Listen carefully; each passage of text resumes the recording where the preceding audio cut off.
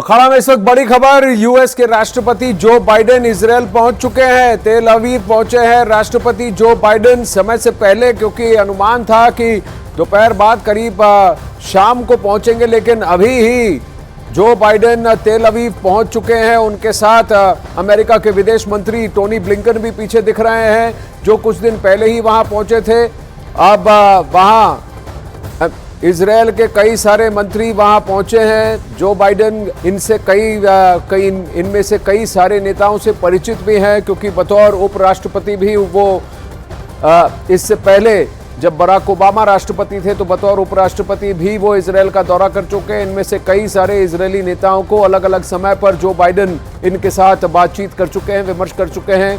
तो काफ़ी सारी कई सारे लोगों से एक परिचित होने का एक बॉडी लैंग्वेज से आप देख सकते हैं, आभास आपको लग रहा है। पीछे वहां टोनी ब्लिंकन भी कुछ इजरायल के नेताओं से, जो कि जो बाइडेन का स्वागत करने के लिए पहुंचे हैं, उनसे मिलते हुए।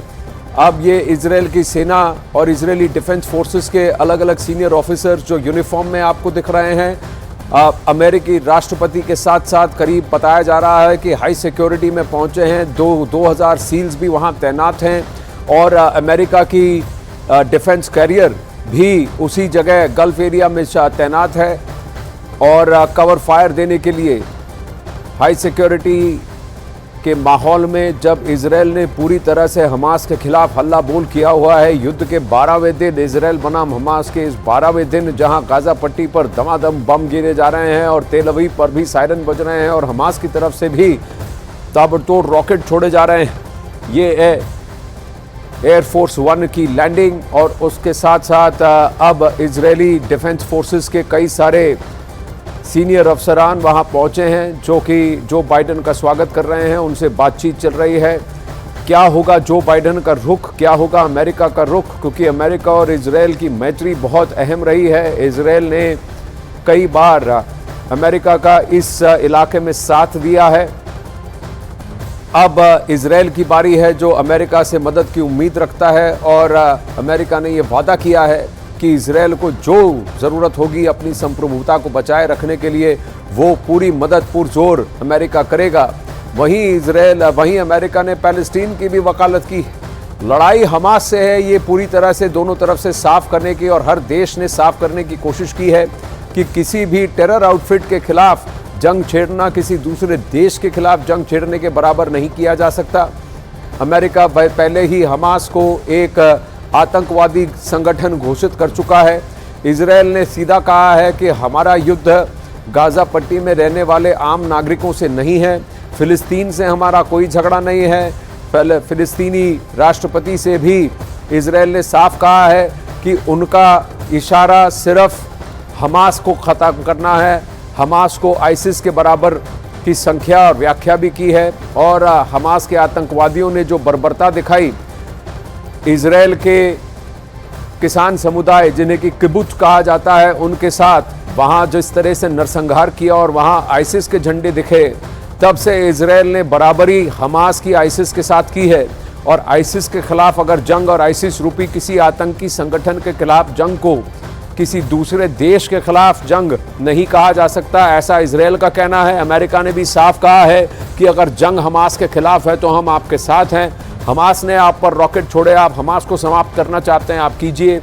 लेकिन धीरे धीरे ये एक ह्यूमैनिटेरियन क्राइसिस भी बनता जा रहा है, खासकर गाजा पट्टी में, जहां आम नागरिक जो गाजा छोड़कर नहीं गए, बार बार इजरायली डिफेंस फोर्सेस की वार्निंग्स के बावजूद, उनकी हिदायत के बावजूद कि आप ये जगह छोड़ दें, जहां हमास है वहां से छोड़ दें, वहां इजरायली फोर्सेस का आरोप है कि हमास ने आम नागरिकों को ढाल बनाया हुआ है। लेकिन कल करीब 7 बजे इजरायली टाइम 6:59 पर जो रॉकेट एक अस्पताल में गिरा, जिसके बाद करीब 500 आम लोगों के मरने की बात है, जिसमें महिलाएं, बच्चे भी शामिल हैं। उसके बाद क्या इस युद्ध ने व्याख्या मोड़ ली है, उसने एक नया मोड़ ले लिया है? क्या इसका नैरेटिव, इसकी व्याख्या बदल गई?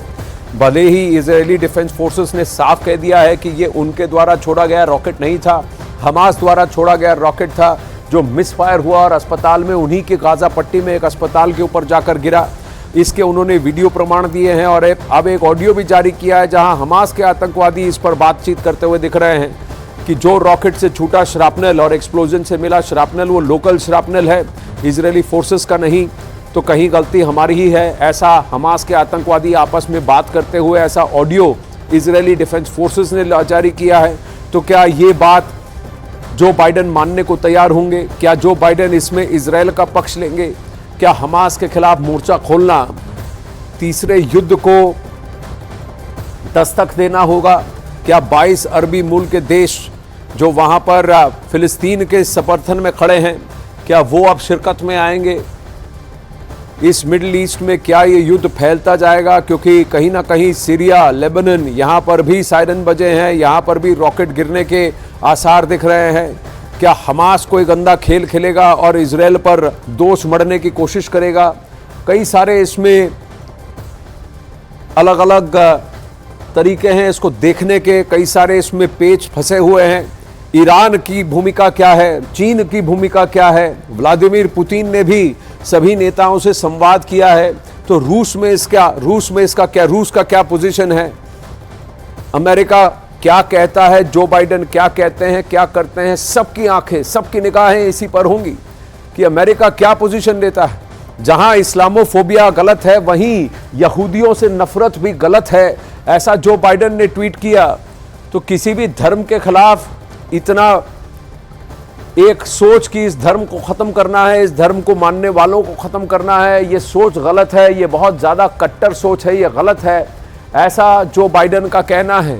इजरायल का यही दावा है कि हमास ने हर जगह यही कहा है कि जो भी यहूदी हो, यानी इजरायल के जितने भी लोग हैं वो यहूदी हैं, तो यहूदियों को ख़त्म करना है, जूस को ख़त्म करना है।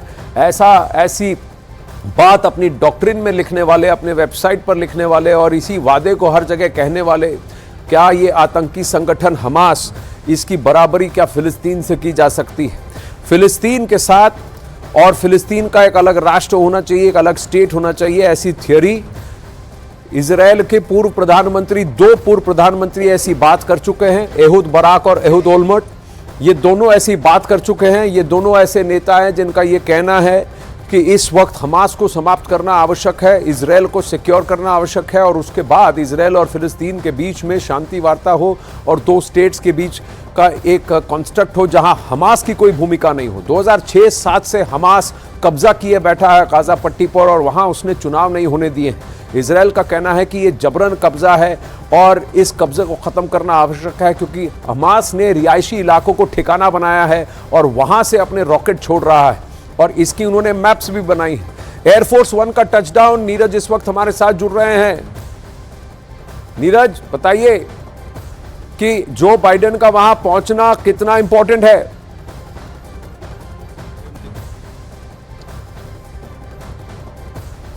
आनंद, देखिए आप भी लगातार डिप्लोमेसी पर नज़र रख रहे हैं, किस तरह से इससे पहले विदेश मंत्री टोनी ब्लिंकन आ चुके हैं, 2 बार इजराइल आ चुके हैं, लगातार 6 अरब कंट्री हैं वहाँ का दौरा कर चुके हैं, ताकि अमेरिका चाहता है कि हमास और इजराइल के बीच युद्ध सीमित रहे, लेकिन इजराइल के अगल बगल के पड़ोसी देश जो हैं, जो मुस्लिम कंट्रीज है, वो नहीं चाहते कि हमला करे हमास पे। और बाइडेन का फोकस ये होगा, 2 मुख्य फोकस है।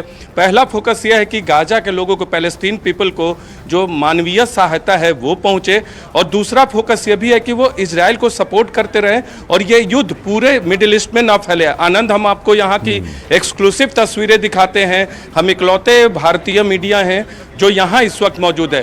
डेविड केम्पिंस्की, ये होटल है, जो विशाल होटल आप देख रहे हैं, कैमरा पर्सन करम आपको दिखा रहे हैं। यहीं बेंजामिन नेतन्याहू, जो कि इजराइल के प्रधानमंत्री हैं, उनकी और अमेरिकी राष्ट्रपति जो बाइडेन की बैठक होगी और तमाम मुद्दों पे चर्चा होगी। जो बाइडेन बिल्कुल कहेंगे बेंजामिन नेतन्याहू को कि हमास पे आप हमला कर सकते हैं, क्योंकि अमेरिका ने यह भी संकेत नहीं दिया है कि इजराइल हमास पर हमला न करे, उसे खत्म न करे, लेकिन आपको गाजा में मानवीय सहायता के लिए रास्ता देना होगा। और टोनी ब्लिंकन ने तो ऐलान भी किया है कि एक प्लान पे सहमति बन चुके, लेकिन सबसे झटका बाइडेन के आने से पहले ये लगा है कि गाजा के उस अस्पताल पे मिसाइल से हमला किया गया है दोनों पक्षों की तरफ से। हमास आरोप लगा रहा है कि इजराइल ने किया और इजराइल का कहना है कि हमास की तरफ से छोड़ा गया मिसाइल ही मिसगाइड होकर वहां गिरा है। तो इस मसले के बाद जो ओमान में बैठक होने वाली थी 4 देशों की, जॉर्डन, इसके अलावा पैलेस्टीन के प्रतिनिधि वहाँ होने थे, इसके अलावा मिस्र के अल-सीसी होने थे और